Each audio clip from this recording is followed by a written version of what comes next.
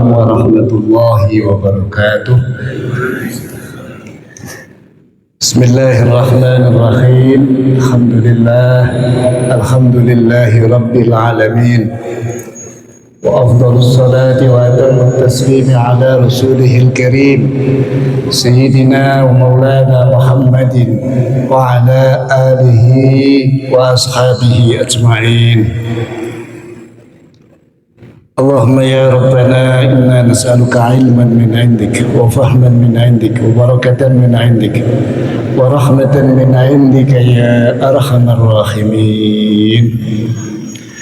Subhanaka la ilma lana illa ma 'allamtana innaka antal alimul hakim wa tub 'alaina ya maulana innaka antat tawwabur rahim. Rabbi shrah li sadri wa yassir li amri wa hlul 'uqdatam min lisani yafqahu qawli. Amma ba'd.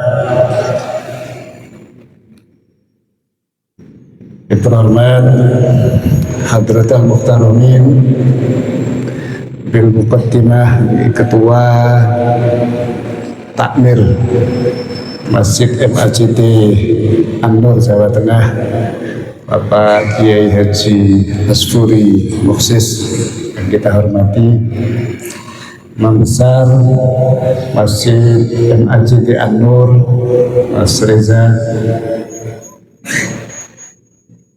Bapak-bapak, ibu-ibu, jamaah salat zuhur rahimakumullah. Alhamdulillahirabbil alamin. Pada hari Rabu Legi, siang hari ini kita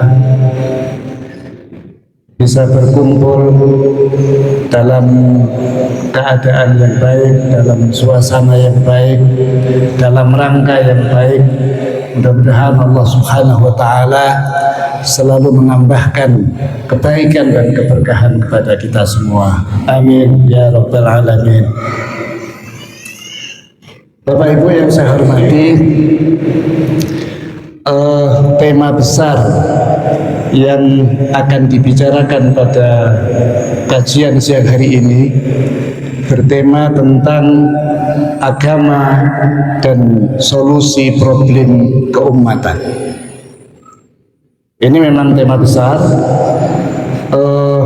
yang secara spesifik nanti kita akan mencoba melihat bagaimana agama itu bisa menjadi bagian dari solusi untuk mengurai persoalan-persoalan dan problematika keumatan yang sedang kita hadapi.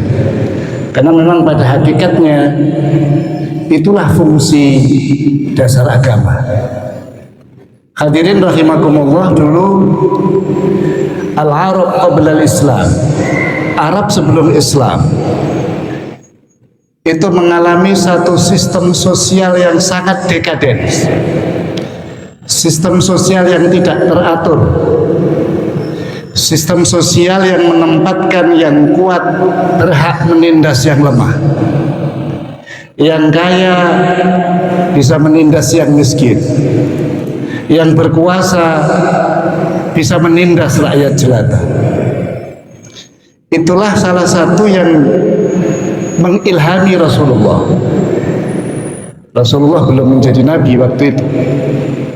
Mengilhami untuk bertahannuts, merenung.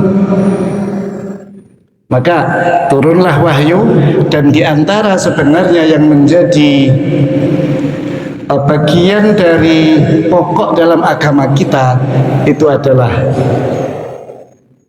iman kepada yaumul bi'tsah, yaumil qiyamah. Dan ternyata satu konsep tentang agama yang terkait dengan adanya hari kebangkitan, hari kiamat, hari pertanggungjawaban amal, ini cukup menggoncang keyakinan Arab pada waktu itu. Orang-orang Arab yang menganggap bahwa kehidupan itu ya hanya di dunia, setelah mati hancur jadi tulang belulang, tidak mungkin dihidupkan kembali. Tetapi Islam hadir dengan satu konsep bahwa setelah kematian akan ada kehidupan yang lebih abadi. Dan kehidupan itu ditentukan oleh amal perbuatannya ketika hidup di dunia. Maka orang menjadi hati-hati ketika hidup di dunia. Orang lalu berpikir panjang untuk melakukan kezaliman, untuk melakukan penindasan. Kenapa? Karena perilaku kehidupan di dunianya akan dipertanggungjawabkan kelak di yaumil hisab. Ini salah satu jawaban sebenarnya konsep agama. Agama kalau dipahami dan dihayati serta diinternalisasikan ke dalam jiwanya, maka akan mendorong, mendukung orang ini akan memiliki karakter dan mental yang baik. Orang Arab saja yang waktu itu sangat kacau, sangat tidak teratur, berubah menjadi masyarakat yang madaniyah. Inilah yang sebenarnya kata-kata Madinah ketika Rasulullah hijrah ke Yathrib, yang akhirnya Yathrib diubah menjadi Madinah. Madinah ini makna besarnya adalah peradaban. Al-Madaniyah, menjadi masyarakat yang berperadaban. Inilah yang sering kalau dalam sejarah Yunani dulu ada satu polis. Ya, polis itu satu kota kecil yang diatur secara teratur.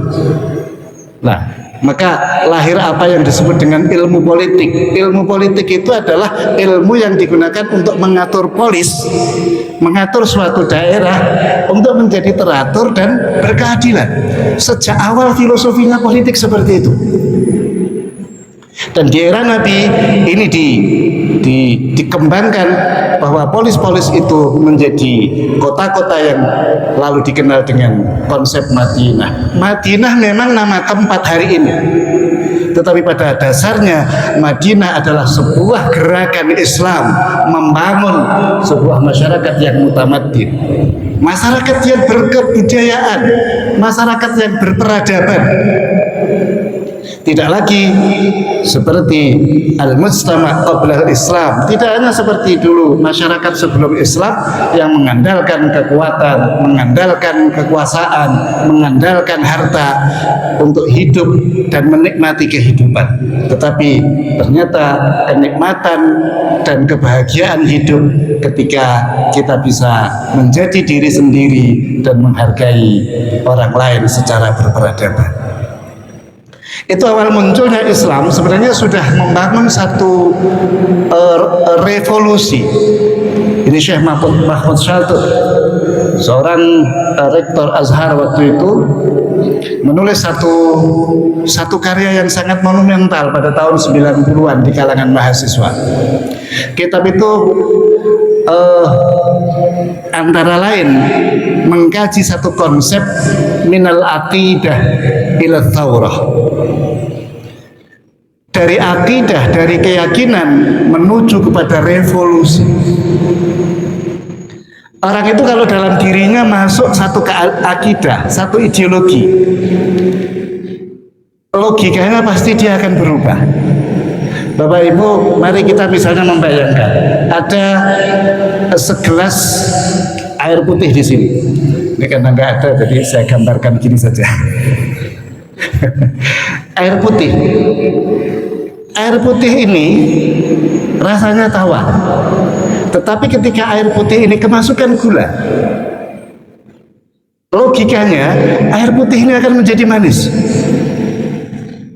Kalau air putih ini ditambahkan teh, maka dia akan mengandung di dalam air ini rasa teh, kopi, susu, dan lain sebagainya. Kalau umat manusia, kita semua betul-betul kemasukan nilai akidah, masuk di dalam relung hati kita yang paling dalam, semestinya hidup kita juga menjadi manis dinikmati oleh orang lain. Hidup kita tidak lagi menyebalkan, hidup kita tidak lagi membosankan, hidup kita tidak lagi membuat jengkel masyarakat. Kenapa?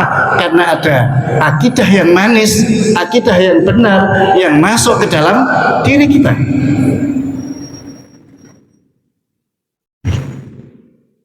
ini Masya Allah. Maka ada dalam sebuah tafsir Isyari ketika Ratu Bilqis dikirimi surat oleh Nabi Sulaiman alaihissalam. Suratnya disebut itu bunyinya dalam Al-Quran, innahu min Sulaiman fa innahu bismillahirrahmanirrahim. Jawaban Ratu Bilqis kepada para menterinya, kepada para punggawanya waktu itu, Al-Quran menyebut qalat innal muluka idza dakhalu qaryatan afsaduha wa ja'alu a'izzata ahliha adillah kadzalika yaf'alun. Komentar Bilqis ketika ada seorang raja, Sulaiman waktu itu mengirim surat agar tunduk kepada Allah Subhanahu wa taala. Jawabnya, ini harus segera direspon. Sebab innal muluka idza dakhalu qaryatan. Raja itu kalau masuk ke dalam negara lain, dalam hal ini menjajah, afsaduha, pasti akan merusak. Wa ja'alu 'izzata ahliha adillah. Orang-orang mulianya, orang-orang terkemukanya pasti akan dihinakan menjadi budak. Kadzalika yaf'alun. Ya, sedemikian itu raja. Ada seorang mufassir Isyari yang menafsirkan ini. Ini digambarkan bahwa diri kita itu kayak kerajaan. Tubuh kita, diri kita ini adalah kerajaan. Apabila ada akidah yang benar masuk, ada la ilaha illallah yang masuk, ada satu konsep, ada satu kebenaran yang masuk di dalam diri kita, ada keyakinan yang benar yang masuk, itu pasti afsaduha wa ja'alu a'izzata ahliha adillah. Itu pasti bahwa keyakinan bahwa yang dipertuhankan itu hanya Allah, bahwa la ilaha illallah Muhammadur Rasulullah masuk betul ke dalam sanubari kita, maka kesombongan, harta yang selama ini diagul-agulkan, kekayaan, kemuliaan, jabatan yang selama ini dijadikan agul-agul cara wong Jawa. Tapi begitu tahu bahwa Allah, hanya Allah, la ilaha illallah, malikin nas, ilahin nas, itu hanya Allah, maka keyakinan kita bahwa harta ini bisa diandalkan, kekuasaan bisa diandalkan, kekuatan bisa diandalkan, ternyata semua runtuh di hadapan yang maha kuasa, yang maha kaya, yang maha berkuasa. Kalau keyakinan itu masuk, maka kesombongan kita, maka pandangan kita terhadap sesuatu yang sebelumnya kita anggap mulia, itu semuanya runtuh. Bahwa yang mulia kalau kita menghamba secara benar di hadapan Allah Subhanahu wa ta'ala. Hadirin rahimakumullah. Oleh karena itu saya akan lebih ke persoalan yang spesifik biar kita bisa mengimplementasikan bagaimana kita beragama dan menjadikan agama kita ini menjadi solusi bagi problem hidup kita. Ini yang penting. Nah, selama ini kita ini agama, bapak-bapak, ibu-ibu kalau ditanya beragama niki solusi nopo beban? Ini adalah jalan keluar. Beragama adalah way of life, jalan hidup. Beragama adalah jalan menuju pada kebahagiaan, kemuliaan. Atau sebenarnya jenengan beragama ini beban? Harus sedekah, harus jamaah, harus. Maka dalam fikih sering kita semua ini kategorinya mukallaf. Mukallaf itu maknanya apa? Orang yang dipaksa melakukan perintah dan larangan. Istilahnya itu seakan-akan kita melakukan perintah dan larangan itu ya alat taklif, berdasarkan paksaan. Namanya saja mukallaf.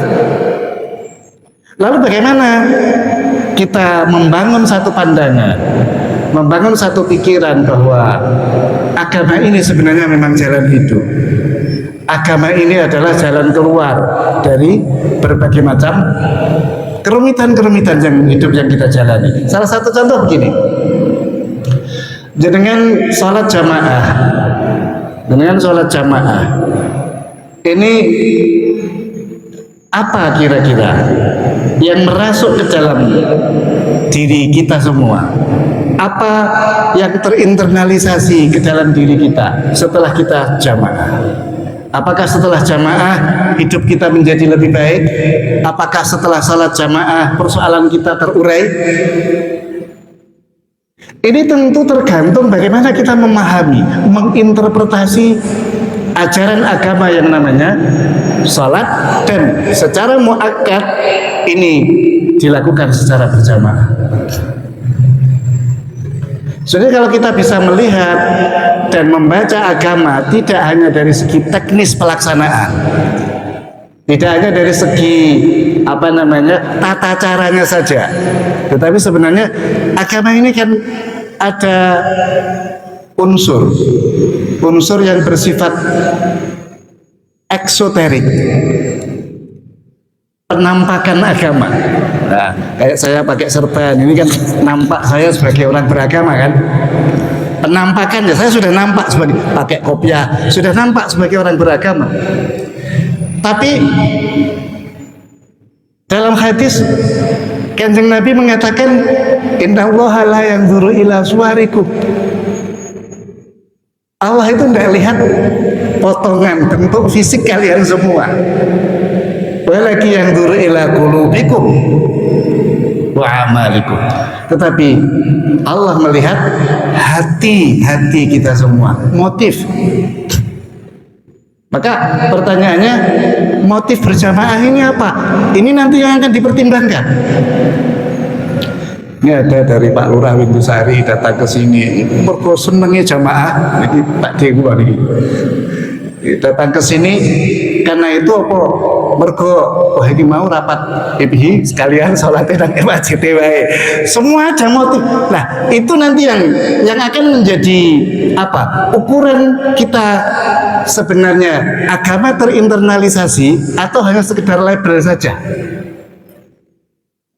Ini maka penting ya bahwa ada unsur esoterik dan eksoterik dalam beragama. Ini ada penampakan zahir, ada suasana batin. Ini penting sekali. Maka ketika misalnya gini, orang salat lalu menghayati dalam batinnya, siapapun imamnya, kalau imam takbir, kita harus takbir. Artinya apa? Kebijakan pemimpin yang baik kita harus amini, ikut, meskipun kita mungkin lebih pintar dari pemimpin itu. Tetapi pemimpin ini jalan di jalan yang benar, memulai sholat dengan takbir, kita harus mengikuti. Tapi kalau ada imam memulai sholat dengan sujud, ya jangan ikut. Karena ukurannya adalah kebenaran. Dan kebenaran itu dalam konteks agama dari mana? Dari Allah Subhanahu wa taala. Al-haqqu mir rabbika fala takunanna minal mumtarin. Kebenaran hakiki itu datang dari Allah Subhanahu wa taala. Janganlah sekali-kali kamu ragu terhadap kebenaran-kebenaran ilahiyah ini. Sekarang nyuwun sewu, bapak-bapak, ibu-ibu, kalau berbenturan antara pemahaman terhadap Al-Quran dengan keinginan pribadi, misalnya gini, bapak-bapak ini sebentar lagi kan tanggal 1, bentar lagi, nah itu tanggal 1 biasanya dapat gaji. Itu ketika jenengan mendapatkan uang, ini yang dapat gaji loh ya, yang gajinya harian juga banyak sebab. Ketika jenengan dapat uang, dapat rezeki, yang pertama kali jenengan pikirkan apa? Belanja, arep tuku apa arep? Alhamdulillah meh tanggal 1 aku iso sedekah. Bisa bantu fakir miskin atau apa sebenarnya? Yang pertama kali terbersit dalam pikiran jenengan ketika jenengan mendapatkan rizki dari Allah Subhanahu wa taala. Kepengin golek ridhane Allah, apa kepengin nguruti nafsu nih jenengan dhewe? Tadi selama ini kita hidup sudah 50 tahun lebih rata-rata. Setiap kali mendapatkan rezeki, sing pengen disenengke Gusti Allah apa nafsu dhewe? Hakikatut tadayyun al-muqatalah bisyahwati. Hakikat beragama itu melawan orientasi subjektifnya sendiri, melawan orientasi negatifnya sendiri. Itu yang disebut nafsu. Nah, kita beragama nuruti nafsu. Ini jenenge labelnya beragama, tetapi batinnya masih ittiba'us syahwat, mengikuti syahwat.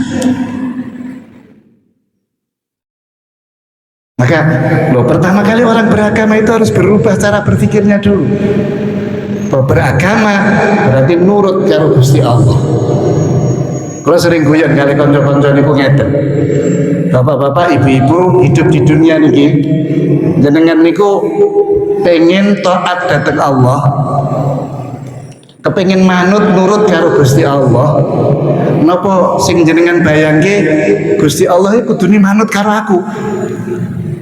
Nek aku ndonga ngene, ya Gusti Allah kudu kabulno. Nek aku kepengin ngene, Gusti Allah ya nyembadani. Lebih dominan mana? Keinginan untuk menjadi abdun ta'iun, hamba yang taat, karo kepengin dadi kawula sing seneng ngatur Gusti Allah. Loh, iki terus pertanyaane, iki sing Gusti Allah sapa iki? Kono apa kene? Lah ini kalau ingin agama ini menjadi solusi, ilmu agama itu harus menjadi bagian dari alat sarana untuk kita menjadi semakin taat kepada Allah. Maka ada satu konsep di situ yang ini mboten nurut kok niki wau jare guru damelan mawon. Wau saking panitia pokoke ana PPT. Iya terus iki arep mangkat kula damelke ngoten mawon. Ya ben luwes dulu. Ya nek di syuting terus ana gambar ya ora ketok. Yeah. Misalnya gini, ada konsep ilmu hal amal. Ini saya kutip dari Ihya'nya Imam Al-Ghazali. Ilmu ini wonten loro. Ada ilmu yang bersifat informatif, yang memberikan informasi mawon. Ada ilmu yang bersifat fungsional. Selama niki pengetahuan, pemahaman yang jenengan terima itu bersifat informatif nopo fungsional. Ilmu yang fungsional itu tidak berhenti kepada tahu, tetapi melahirkan hal. Artinya ada dorongan. Dorongan yang muncul karena tahu tadi, yang dorongan itu begitu kuat lalu melahirkan amal. Ilmu hal amal. Satu contoh, Bapak Ibu saya kira masih ingat ketika dulu TK atau mungkin yang tidak mengalami TK ya sudah mulai masuk SD. Pernah nggak mendapatkan informasi hemat pangkal kaya? Sampun nate? Itu sebagai informasi atau fungsional? Kira-kira jenengan saat ini wis rumangsa sugih napa dereng? Wis ana sing lakune hemat napa dereng? Artinya itu hanya jadi informasi. Tidak ada dorongan pengen hemat terus ben iso sugih. Nek wis sugih iso nulung wong akeh. Mboten enten. Kenapa? Karena ilmunya bersifat informatif. Ini jenenge ilmun la yanfa'. Ini pengetahuan yang tidak manfaat, nggak mengubah apa-apa. Nggak mengubah apa-apa. Karena nggak ada dorongan untuk melakukan sesuatu. Saya sering mencontohkan lagi. Jenengan pernah lihat ular? Ular. Pernah ya? Ular. Ini saya contohkan di mana-mana. Ini ben gampang jelasno ilmu hal amal nih, wow. Ketika jenengan lihat ular, itu perasaan sing muncul di dalam hati nopo? Umume wedi. Nah, umume mergo wedi, terus apa tindakan sing jenengan ambil? Lari, gitu. Tahu ular itu statusnya ilmu. Perasaan takut itu hal. Lari itu amal. Ilmu kok tekan 3 tingkatan ini, begitu dia tahu ada dorongan, terus dorongan ini melahirkan amal, iki jenenge ilman nafi'ah. Nek guru toh, saya yakin jenengan ini sudah tahu semua. Makan uang rakyat itu tidak boleh. Benar tos apa dereng? Apakah semua sudah ada hal di dalamnya sehingga menghindari korupsi? Belum tentu. Kenapa? Karena itu sekedar informasi.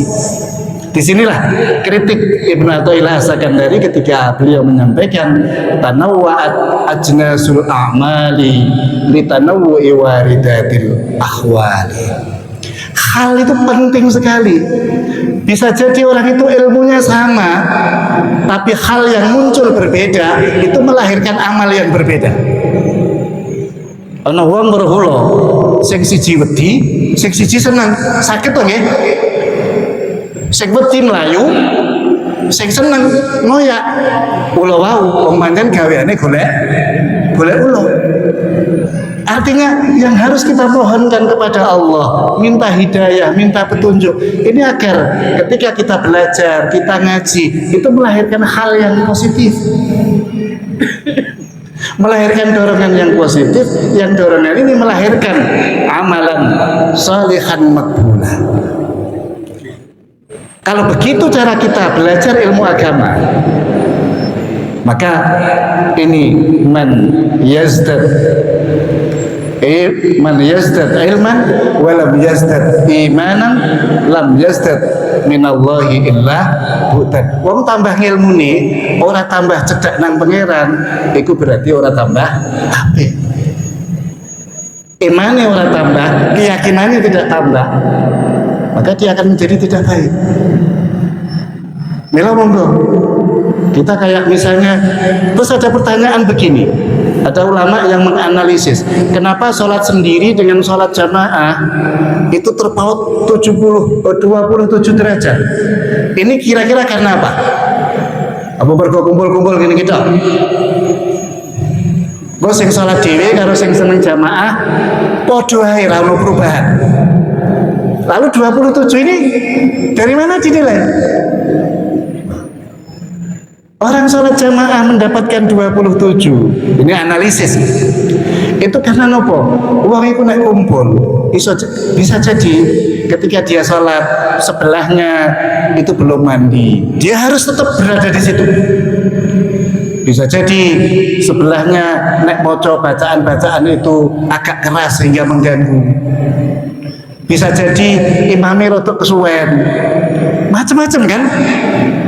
Tetapi dengan penuh apa? Dengan menjaga persatuan, dengan menjaga kesamaan, dengan mengelola batinnya, ya, dia meleburkan ananiyahnya dalam nahnuwiyahnya, meleburkan keakuan, egoismenya ke dalam kekitaan, kebersamaan. Dan ini diharapkan menjadi satu nilai yang masuk ke dalam diri kita setelah jamaah, kehidupan sosialnya semakin rukun. Jadi tidak hanya jamaatan fil masjid, tapi jamaatan fil mujtama. Tidak hanya mau jamaah ketika di masjid, tetapi ketika dalam kehidupan sosial, yuk gelem jamaah. Inilah maka kualitas dia itu dibanding orang yang teralienasi, terasingkan, suka sendiri, ya, tidak pernah kumpul-kumpul, itu bandingannya 27 derajat, 27 tingkatan. Kalau jamaah kita pahami seperti itu, setiap kali jamaah, ya Allah nyuwun agar saya bisa bersama-sama dengan orang yang berbeda-beda, dengan tonggo teparu. Loh, sampai Kanjeng Nabi dek karo tonggo. Mangkana yu'minu billahi wal yaumil akhir falyukrim jaroh. Di antara ciri orang-orang yang bertakwa, dia punya kesanggupan untuk menghormati tetangganya, orang yang berbeda.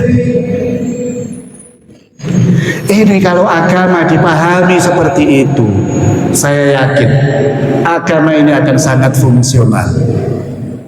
Kenapa hari ini belum fungsional? Karena kita beragama masih pada level having religion. Ini ada di kita masih pada level having religion. Having religion itu apa? Kita baru berstatus memiliki agama.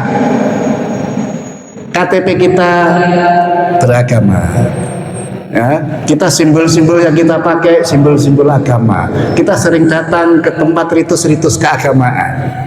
Tetapi nilai-nilai agama belum sepenuhnya masuk dan mewarnai jiwa, sehingga jiwa kita terasa manis dan dirasakan indah oleh orang lain. Kita belum sampai kepada level being religious, menjadi beragama. Belum. Mila monggo, ini sing umure wis 40 munggah, mulai rodok merenung. Paling boten ya mengasingkan diri selama 40 hari untuk merenungi bagaimana kita menjadi beragama yang fungsional. Kita bagaimana tidak hanya bisa mengatakan dan membicarakan ilmu agama, tetapi kita bisa merasakan, kita bisa menjadikan agama sebagai world view, menjadi pandangan dunia. Bagaimana agama ini betul-betul bisa menjadi jalan hidup. Kalau ada pilihan, ini perintah agama, ini keinginan nafsu. Biasanya jenengan nek ono misalnya ono ayat tentang sedekah. Napa? Sedekah iku ditikono 10, ditikono 70, 7 sampai 70. Terus ketika punya uang 1 juta, antara kebutuhan pengen tuku kelambiannya karo memperbaharui imannya, jadi itu iman aku boleh pahami ngeten. Wong iku sedekah niatono ngetokno hubud dunya saka atimu. Nggih. Kalau hubud dunya kita tidak dikeluarkan, kita menerima keesaan Allah, kemahasucian Allah sulit sekali. Kita setiap hari mendengarkan dan kita mengatakan kitab suci Al-Quran, kita dengarkan lantunan ayat-ayat suci Al-Quran, tetapi kita tidak, pada hakikatnya kita mungkin belum mensucikan ayat-ayat Al-Quran itu. Yang kita sucikan adalah pikiran dan keinginan kita sendiri. Yang tidak pernah bisa dikalahkan adalah pikiran dan keinginan kita sendiri. Ketika kita berbeda dengan orang lain, selalu merasa benar, selalu merasa tidak bersalah. Itu artinya apa? Kesadaran kita belum meletakkan Al-Quran sebagai kitab suci, tetapi masih meletakkan pikiran dan gagasan-gagasan kita laksana buah-buah yang suci.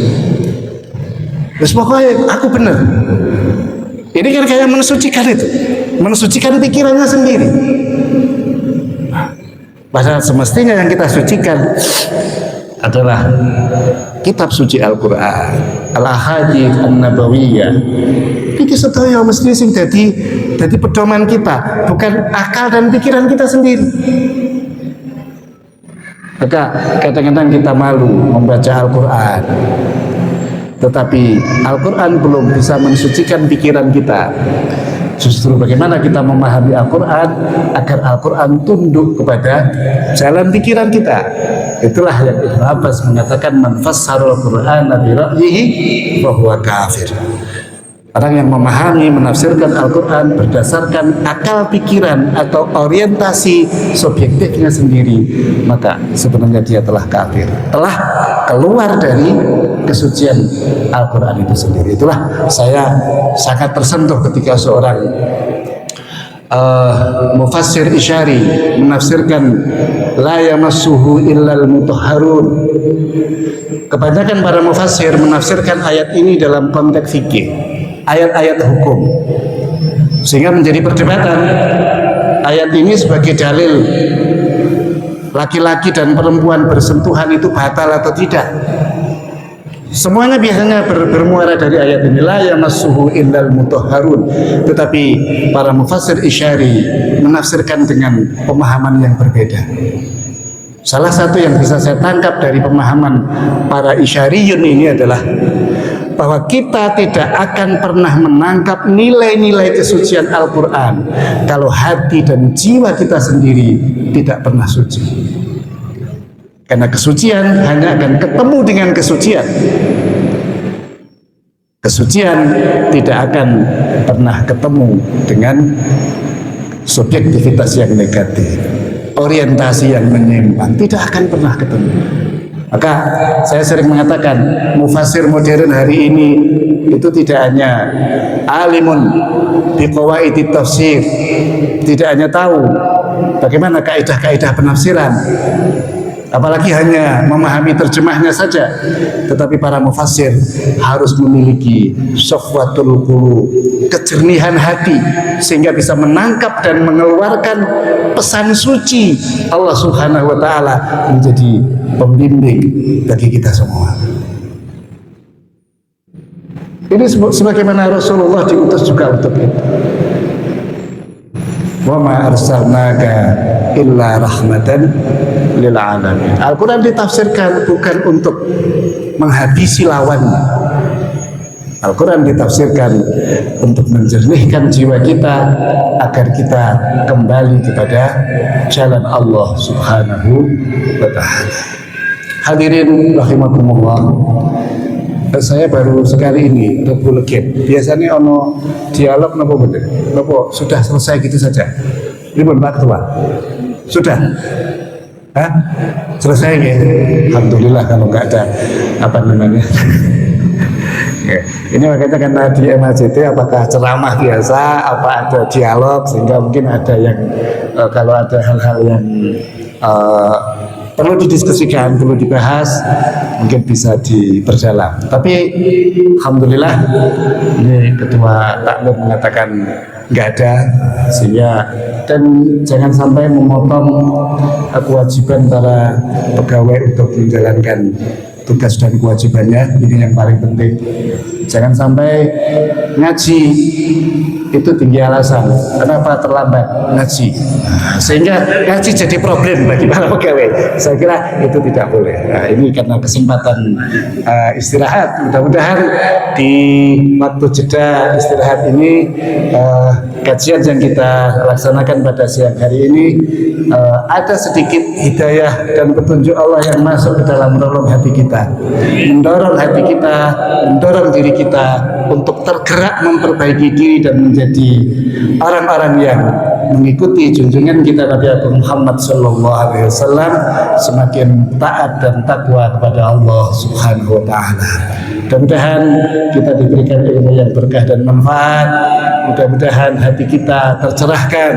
Mudah-mudahan iman kita semakin kuat, dan biqudratillah wa birahmatih, mudah-mudahan kita termasuk orang yang akan selamat fid dunya wal akhirah. Amin, amin, amin ya rabbal alamin. Kurang lebihnya mohon maaf. Kita akhiri hadanallahu wa iyyakum ajma'in, wa huwal hadi ila siratal mustaqim, wa huwal musta'an ila tariqil haqqi wal jinan.